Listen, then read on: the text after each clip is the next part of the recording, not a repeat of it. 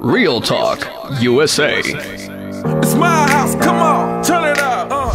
The hour where the U.S. mission to the African Union comes to you through Afro FM 105.3 to highlight the United States partnership in Africa.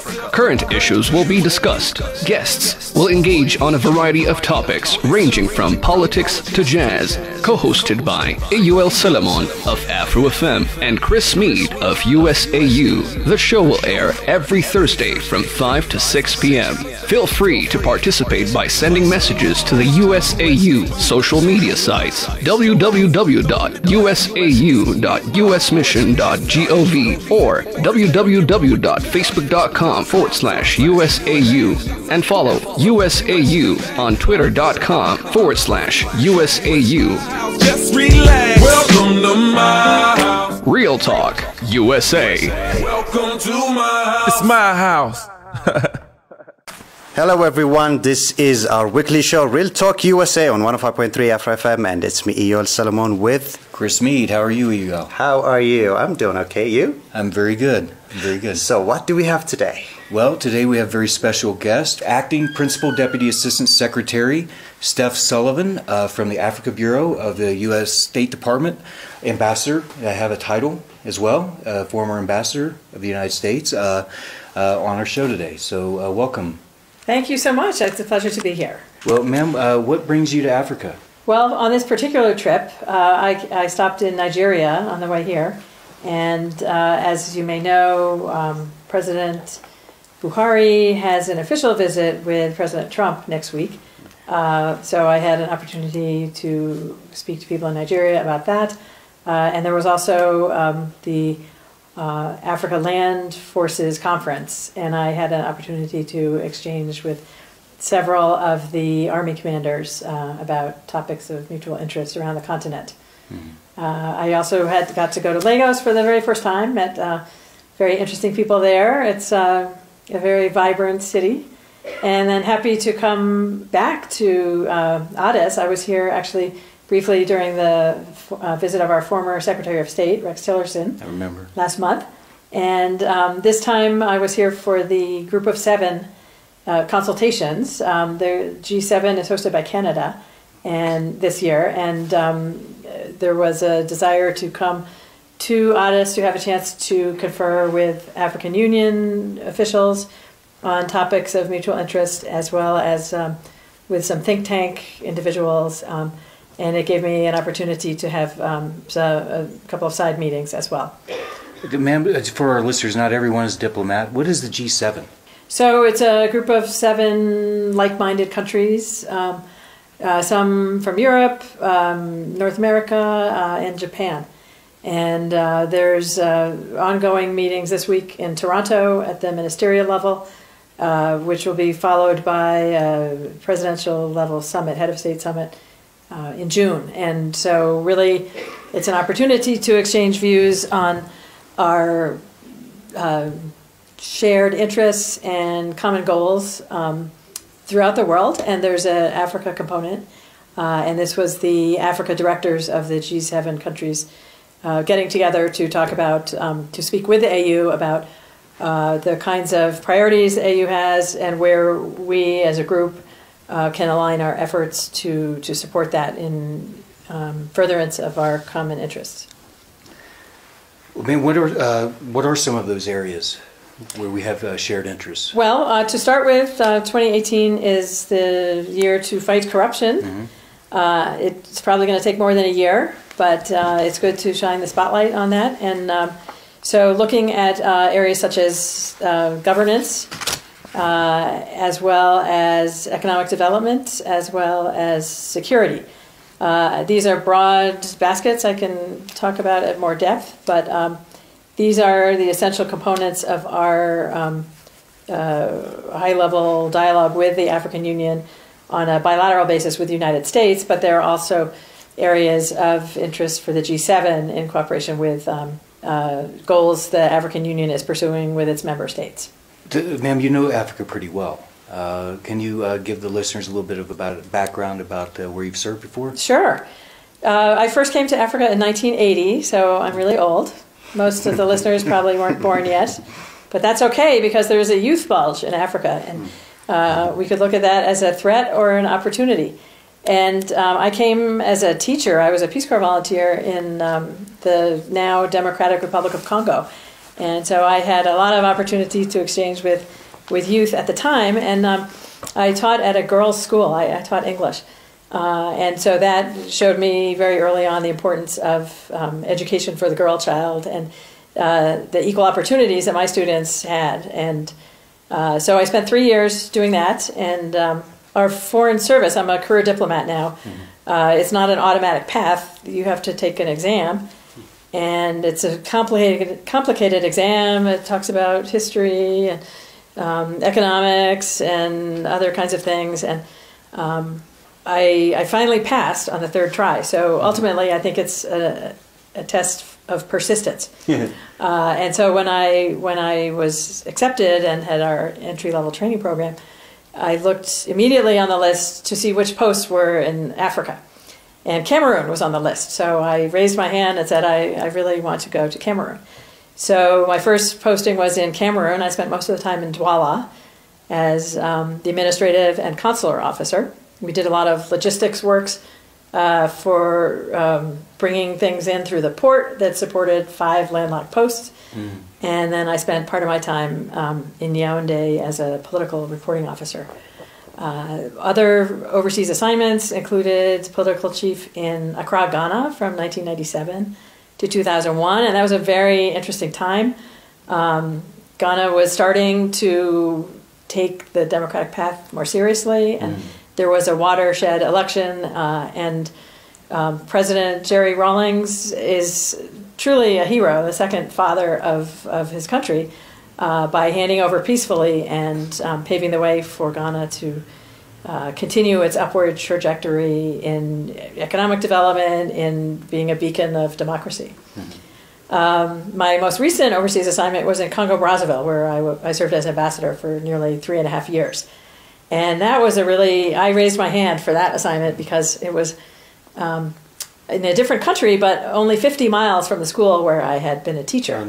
And so I felt very comfortable going back home, speaking a language I had learned, never knowing that someday I would use it professionally. That's Lingala, which is a fun language because most of the fabulous Congolese rumba is sung in Lingala. So it's an additional incentive for learning the language. And just for our listeners, you indicated prior to the interview that Congolese rumba is one of your favorite music styles, so that's what we're going to be listening to interspersed throughout the interview is Congolese rumba. Well, terrific. There's some legends. I mean, they've passed away by now, but at the time, you could go in Kinshasa to their clubs and hear them, Franco, Taboulet, and anyway, in Congo-Brazzaville, there are also some really legendary musicians. Pamela Munka is a great one. There's current musicians. Roga Roga comes to mind, and so many others.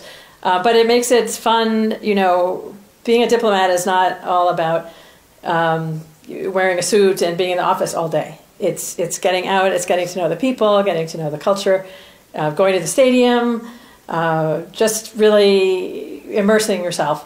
To have a better understanding of the context in order to help the sending country, in my case, the United States, understand, what's happening on the ground and how we can best work together to advance shared objectives.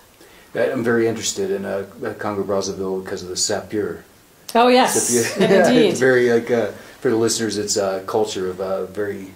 extravagantly dressed young men, typically. There are women too. Are there women sapeurs as well? Yes, indeed. And so it's this society of société d'ambianceurs et personnes élégantes. So people who like the good life, I guess. And so really, when I first heard about the sapeurs, I thought, well, maybe this is a bit frivolous. People maybe are having trouble scraping together school fees or that type of thing, and they're spending all this money on fancy clothes.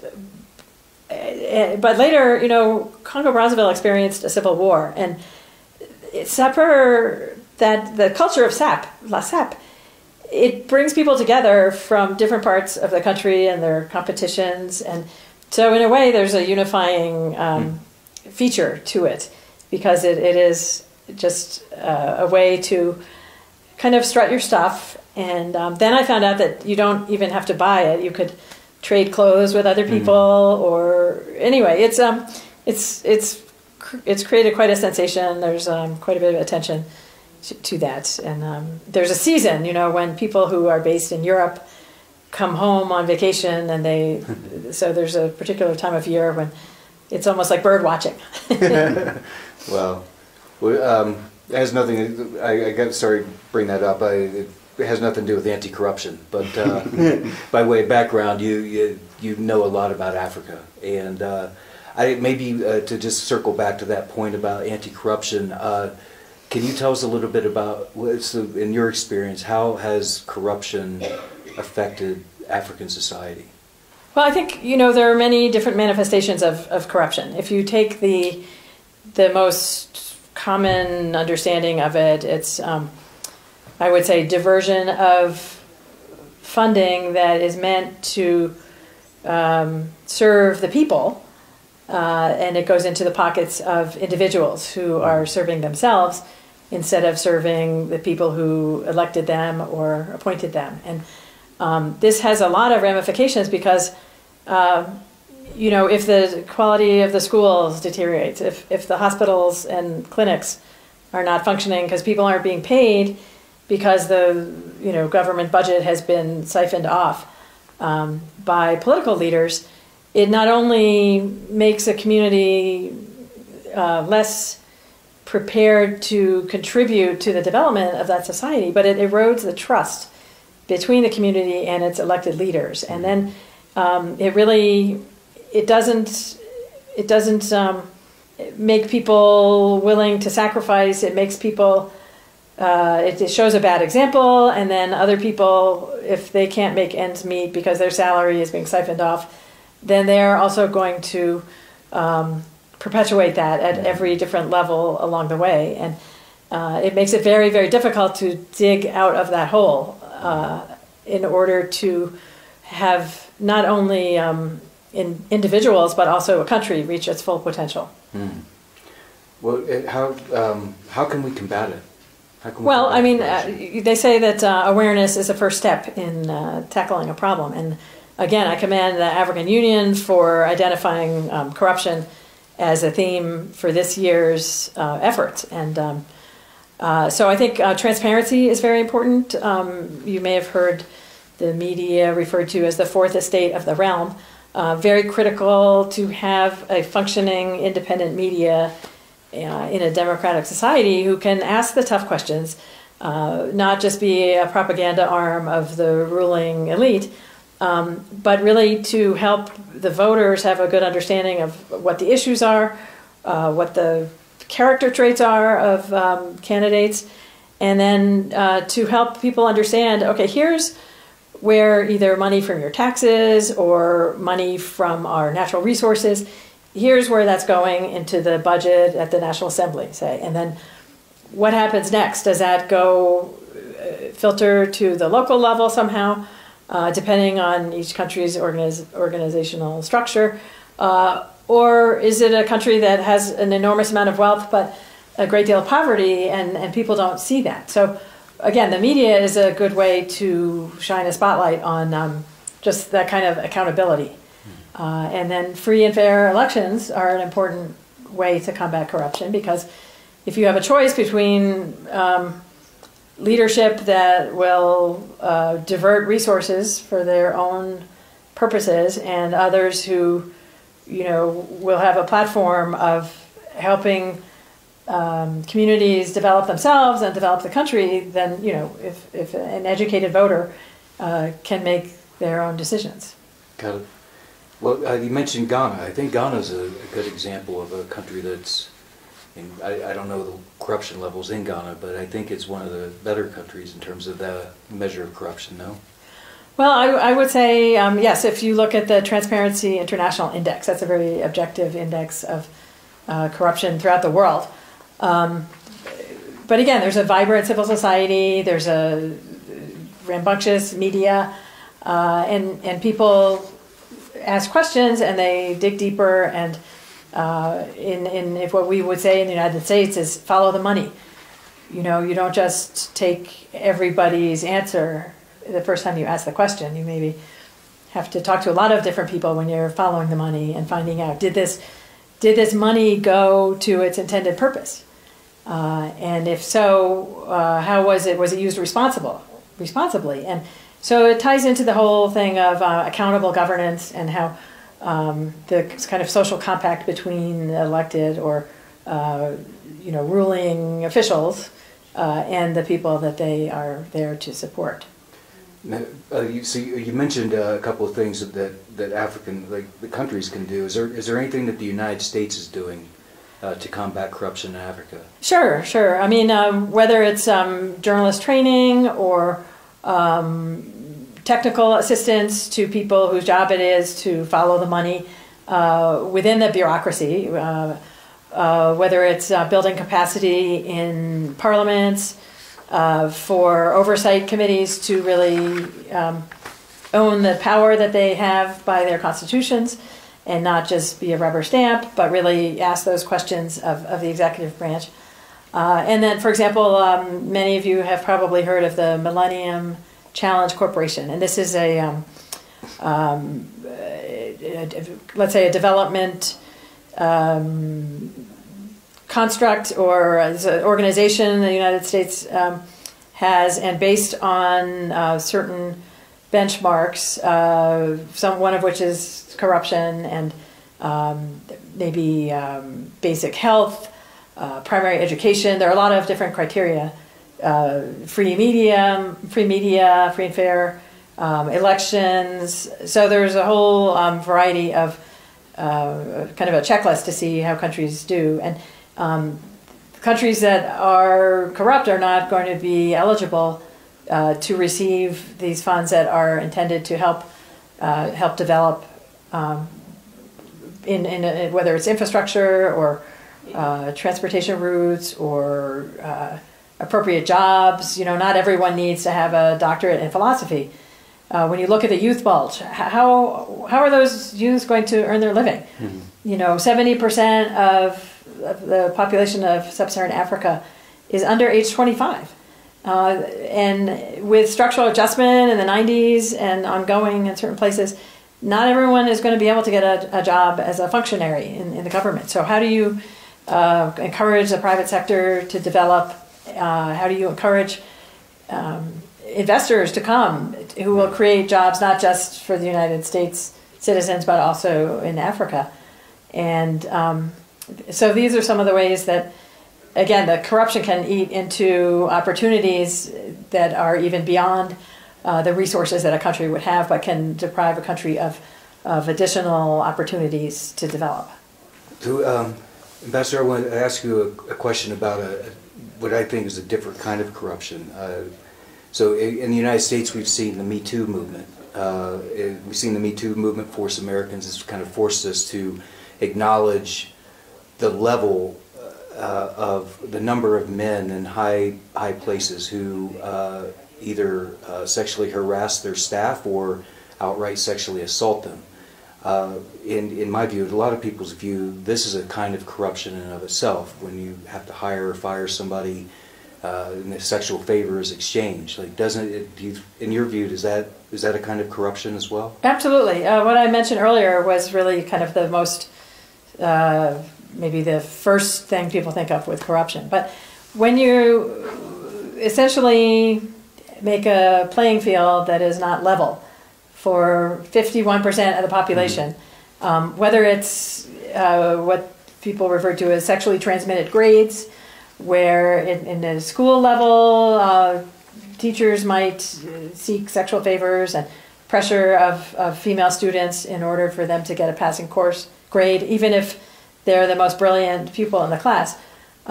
It starts from there, whether it's seeking jobs or getting a loan at the bank. I mean, it really is a type of hostage taking, if you will. And in my experience, in some cases, women just say, you know what, I'm sick of being harassed. I'm not going to participate in public life. I'm just going to mind my business, do my job, and go home. I'm not going to go to these extra things because it's just not worth being pestered all the time. And that there's a cost for that. I mean, you don't want to bench half your team when you're trying to win a game, and when you're trying to develop your country, whether from the economic perspective or political perspective or governance, security, whatever. You can't make it an unwelcome environment because women hold up half the sky, and two heads are better than one. And if you just shut people out or make it so uncomfortable that they don't want to even participate, then that's a real problem. I think we've even seen this issue at the State Department. Yes, we have. And so I was wondering if you could speak a little bit about that situation and about what, if anything, we've done to combat it.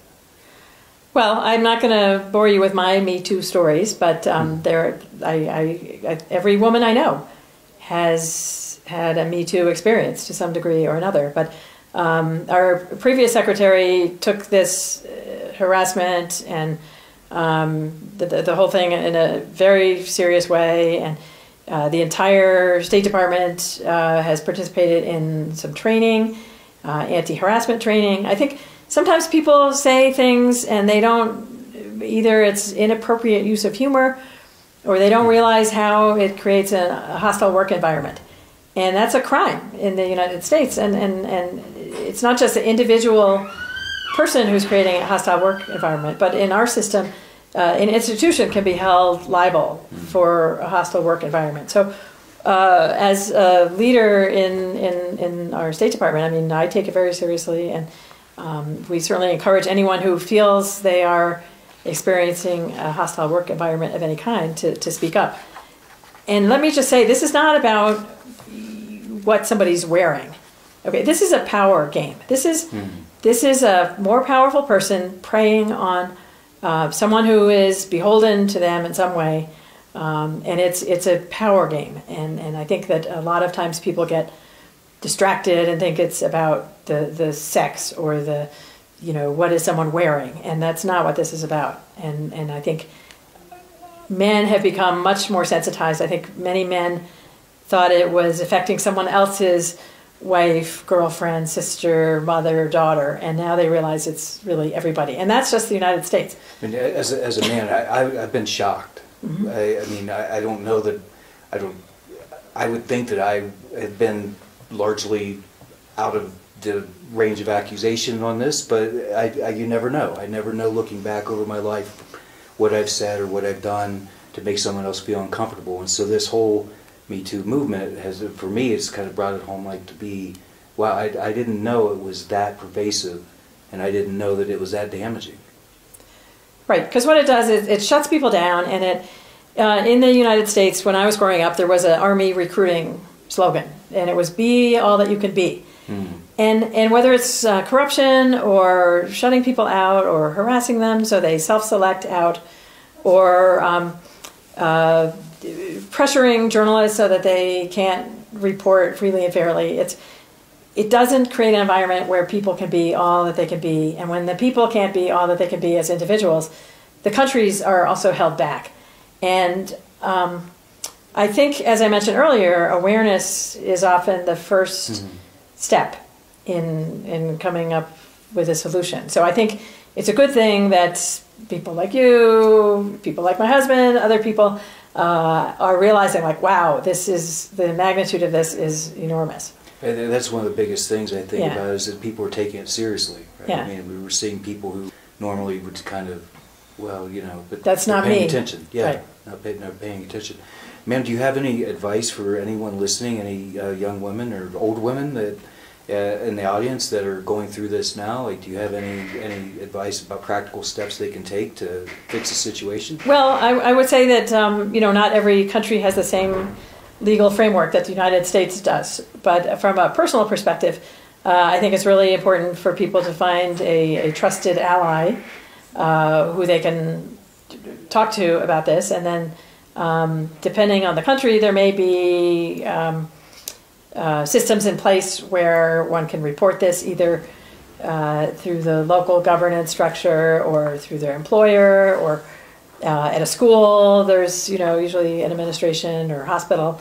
So the thing is not to internalize it and say, oh, it must be my fault. I somehow provoked this behavior.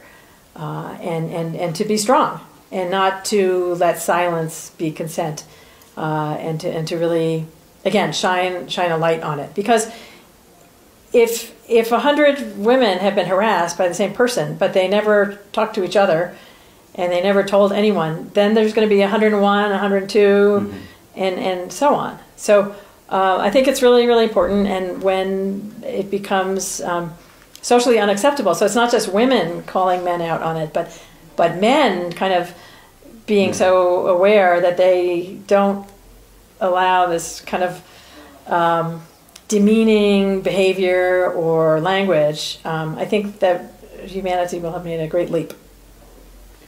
Notice I said humanity and not mankind. Well, ma'am, thank you for that. I was wondering if we could shift gears a little bit. You mentioned about the youth demographic, and certainly anti-corruption feeds into all countries and all continents' ability to tap into the youth bulge. But Africa's the AU's theme last year was harnessing the youth demographic. Is there anything, in your view, what can Africa and African institutions do now to ensure that Africa benefits from this dividend and that African leaders aren't afraid of this and view this as a problem? I think there can be an interpretation of, oh my goodness, this is a threat, or oh my goodness, this is an opportunity. And so, again, I commend the African Union and the member states for having come up with that theme for 2017. And realizing that today's youth are not the same as when the leadership was young. I mean, circumstances evolve, and there's much more connectedness throughout the world. People have higher expectations. People see standard of living, elsewhere. And so the idea that you can just say, it's not your turn, you just sit down and wait, that is, for me, that is a recipe for turning this opportunity into a threat. And so how do you look at what is the workforce of the future? Like I said, you don't need to churn out hundreds of philosophy majors. You need some. But what are the kinds of work that people need to be doing? And, whether it's technical from like an engineering or accounting perspective, or whether it's vocational, or whether it's agriculture, there are a lot of ways to kind of get ahead of that and then set up some of the educational systems. And I know the AU is looking at that, and the United States is also supporting a number of these efforts. In addition, we have the Young African Leaders Initiative, or YALI, the Washington Mandela Fellows, and this is a way of identifying people who've already started to make an impact, but they're under 35, and with a few more skills and an opportunity to connect with their kind of other innovative youth who can share experiences and best practices from around the continent. This could be a very powerful force. And we have about 500,000 connected youth. And this is, in some places the governments wonder, oh, what is the United States doing with our youth? Stay away from our youth. But really it's a way to provide skills that can help build and develop a country, and to help people tap into the innovation and technology, and there are jobs that exist today that 10 years ago I couldn't have even dreamed of. So to be able to have people who can adapt to the rapidly changing world and connect with each other, and benefit from networks that include people throughout the United States as a resource, I think that's a way to leverage the global connectedness that we have today. Ma'am, you mentioned something that struck me. You said that it's not your turn, or it's not your time yet.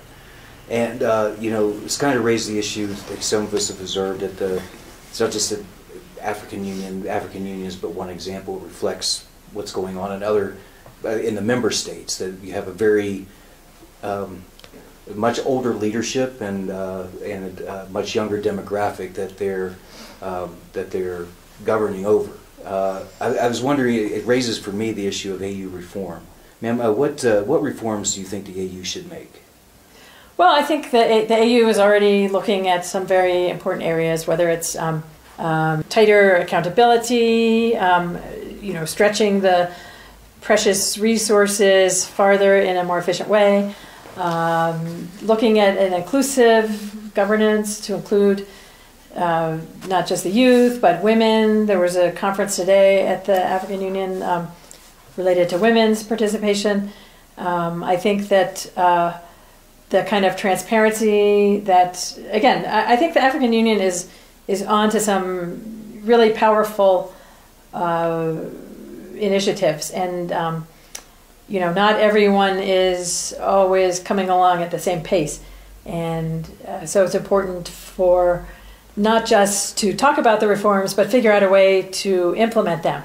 Mm-hmm. And often that's the really difficult thing, because people and countries have their potential, their own interests, and how do you kind of, from a collective perspective, help bring every member state along in a way that makes the whole greater than the sum of its parts. And I think that's the vision and the brilliance of the potential of the African Union.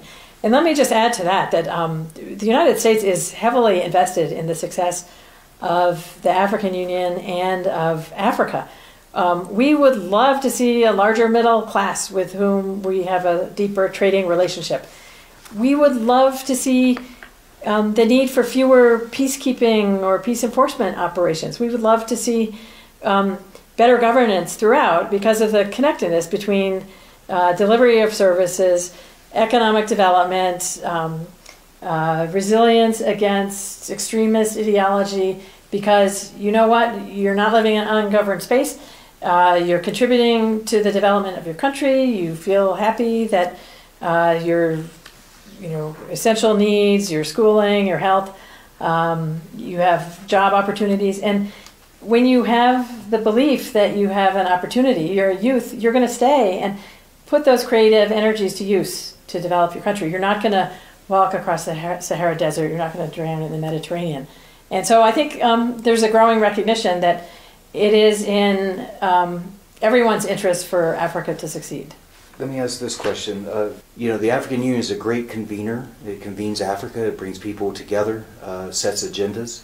But there sometimes does seem to be a disconnect between the very great principles that the African Union stands for and implementation, getting the things that have been agreed to, actually putting them into effect. How can the African Union tap into that and play a greater role in implementation within the member states? So I think the African Union has a formal relationship with the leadership of the member states.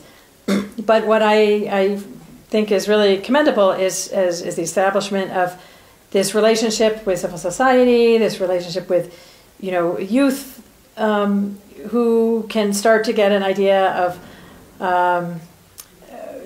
ways of doing things that are sort of outside their experience, and again they can see the possibility that can help them be all that they can be, and to help their country do that. I think through different so it's not just a government to government type situation where it's may or may not have varying degrees of enthusiasm on the official level at the member states level. But I also think that through various mechanisms, whether it's the Council of the Wise or peer review mechanisms or other kinds of coaching, countries that are stronger in one particular area who may want to be mentors to other countries who have the political will to develop and to implement some of these areas. I think that there's a role for that to play too that will trickle down and have a positive impact on the average citizen who doesn't really need to know what the AU structures are. But if the AU, through its member states, through its convening of civil society, is able to create a more conducive environment for everyone to thrive, then that's how it will be most relevant. How is the United States a partner in this, in helping the African Union implement some of these things? Well, we have a very strong security relationship with the African Union, supporting peacekeeping efforts. It's not only the United Nations that deploys peacekeeping operations. I think about AMISOM as a very one of the best known ongoing operations right now, and so a lot of that has to do with capacity building and supporting either from a resource perspective or from a technical perspective. Also, when you look at economic development, I mean, how can we work with our African Union partners, not just the member states, but with the AUC, the AU Commission, on capacity building and different kinds of collaboration that exist, whether it's Power Africa or our U.S. Agency for International Development, and connecting people as well, where we see a need and we know someone who has a specific expertise that we can try to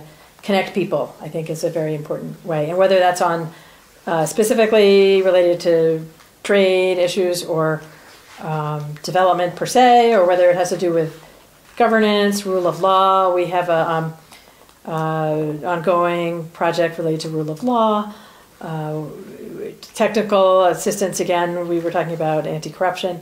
So the whole gamut. I mean, when you look at health, we have a very robust health partnership where after the Ebola epidemic, people really realized the need for an African Centers for Disease Control. And we have supported that very robustly. And so that's just one example of ways that we can intervene or partner at a high level with the African Union Commission. And I think we not only partner with the African Union on Africa CDC, but with China. And I think that raises an interesting question. I know a lot of listeners have questions about the relationship between the United States and China in Africa. What do you have some thoughts you'd like to share about that? Sure. I mean, I think China has been very engaged in infrastructure development in Africa, and this is an area that the United States private sector has potential to contribute to. But that also gets back to the need for open and transparent transactions and a level playing field. So if a road is being built and it's being built by the Chinese, it's still a road. It's good to have a road. And our perspective has always been to the country that is trying to develop their infrastructure. Whoever you go into business with, you should go in with eyes wide open and, look at all, don't just look at the bottom line, maybe the price or whatever fringe benefits may be attached. I mean, look at the quality, look at, is there a component of, local jobs? Is there a component of capacity building and training so that the next road, a local company could build that road? And so one of the very strong competitive advantages of U.S. firms is that we tend to try to develop our local partners, and that's helpful for the future. It's not just building a road, it's also helping people have those skills at home. So I think the other piece of that is related to debt. And many countries came through the highly indebted poor countries initiative and had a lot of the multilateral debt wiped out. And then to turn around very shortly thereafter and get involved in a lot of unsustainable debt elsewhere that's not really forgivable through that same type of system. It's in some cases the debt is higher than it was before the HIPC initiative. And so that is kind of, it's like mortgaging your future and your children's future and your grandchildren's future. And then you end up with a situation where, particularly if you're talking about an infrastructure, where when you buy a car on credit and you can't pay the monthly note, at some point someone is going to come and take that car away from you. So it does eventually touch on sovereignty, and that's, again, an eyes wide open situation where you don't want to, as a country, get in a situation where you're kind of mortgaging your future and a bill you may not be able to pay. And when the bill comes due, what happens to this infrastructure that is important, and do you lose control of it somehow? So that's. But that being said, I mean, we look for areas where we can partner with China on the continent as well as with other countries. And you mentioned the Africa CDC. We're looking at ways to promote a common interest in preserving the environment, and also in some areas in the security sector. China has offered up a certain number of peacekeepers, and so there are areas that we do collaborate in. One country that the United States and that there are Chinese peacekeepers is South Sudan. And unfortunately, this has become a perennial issue that is on the AU agenda, U.S. agenda. What are your thoughts about South Sudan? It's, deeply disappointing. It doesn't begin to describe it. I mean, here's a new country that had all kinds of prospects for getting things right, and to disintegrate into a man-made disaster where, again, it's like nobody's focusing on these issues that we've been speaking about of governance and economic development and security. And so it's created an awful humanitarian crisis, and that takes resources. It's created a terrible security crisis, and that takes resources. So it's not just South Sudan's resources, it's the neighbors, it's the like-minded partners, and what's the opportunity cost when you have to spend that much trying to stem the bleeding of a country that is, had such enormous potential that's pretty much imploding. So, I mean, we participate in various multinational efforts to really encourage the parties to adhere to the ceasefire or cessation of hostilities, to really dialogue instead of resorting to violence, and trying to come to some sort of situation where you're not going to have so many internally displaced persons, where you're not going to have refugee flows into neighboring countries that, again, take a lot of resources. I mean, think about what such resources could do if applied in a positive pro-development agenda, instead of kind of just trying to prevent a disaster from getting worse. Mm-hmm. Well, ma'am, that comes to the end of my prepared questions. I hate to end on that note with South Sudan.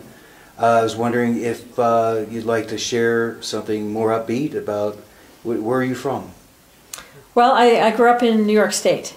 Okay. And even though it wasn't too far from the United Nations, it never even crossed my mind to look at diplomacy as a career. I think my experience overseas and having a chance to see U.S. diplomats in action made me realize that this was an area I felt I could contribute to. And I also feel that experience showed me the very deep resilience that is here on the continent, and resourcefulness. And it's hard to generalize, but I think, sometimes we in the West, our scorecard of whoever has the most toys wins at the end of the day, but to really realize the openness and hospitality of people who have very little in the way of material goods, and how it taught me that it was more than the issue of what do you do, who are you? The being is so important, and I think we in the U.S. have a lot to learn from that perspective. The other thing I wanted to take advantage of this opportunity is one of the things I like about being in the U.S. is the opportunity to be involved in sports. Mm-hmm. And I know that we had to resort to a legislative mechanism called Title IX to get literally an equal playing field where women and girls had an equal opportunity to participate in sports. And there's so much in sports that teaches not just resilience and persistence, teamwork, leadership, and so I like to see when girls have that opportunity to participate in these activities. It just, and it doesn't have to be through sports, but any type of group activity like that teaches these skills, I think is really important. And I myself, I play ice hockey. I still play ice hockey. Mm-hmm. When I was in college and I played ice hockey, I was told, well, you need to find something, that you can play after college, like tennis or swimming. And that was, again, in the early days of this legislation. And to see how that has made a big difference with someone that can still be playing ice hockey 35 years later, because there are enough women who are engaged in it, because more are coming up through the system. Sometimes these things can take, a generation or so. But as our Chinese friends say, the journey of 1,000 miles begins with the first step. And I think that it can be easy to get discouraged, but at the same time, it's so inspiring to see the resilience and persistence and talent in our African partners that it makes me spring out of bed in the morning. Let me ask a personal question, personal for myself. I have a daughter who's 6, and she's skating.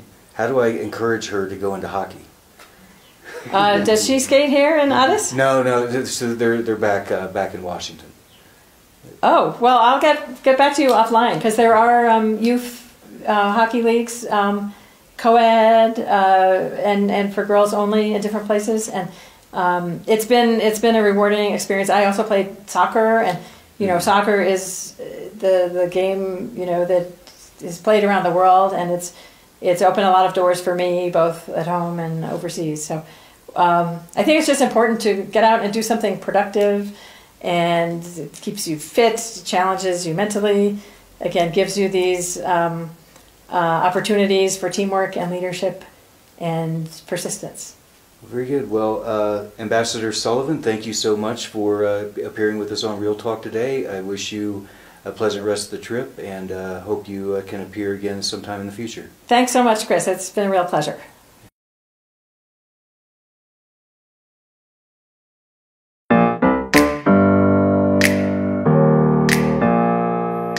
Real Talk USA. It's my house, come on, turn it up.